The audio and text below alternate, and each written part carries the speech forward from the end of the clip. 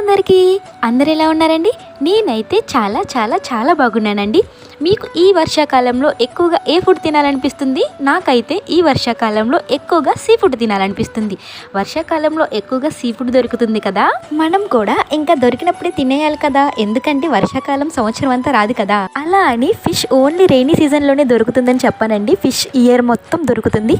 కాకపోతే ఏంటంటే వర్షాకాలంలో ఫిష్ అనేది బాగా టేస్ట్గా ఉంటుంది. ఇంకా సీ ఫుడ్ విషయానికి వస్తే నాకు ప్రాన్ కంటే కూడా ఫిష్ అంటేనే చాలా ఇష్టం అండి. మీకేమి ఇష్టం? ఫిష్ ఇష్టమా, ప్రాన్ ఇష్టమా, ఏది ఇష్టమో కామెంట్ చేయండి. మా ఇంట్లో ఎప్పుడు ఫిష్ ఫ్రై చేసినా కూడా అన్నానికంటే కూడా ముందు వేడివేడిగా ఉన్నప్పుడే 2-3 పీసెస్ అయితే తినేస్తామండి.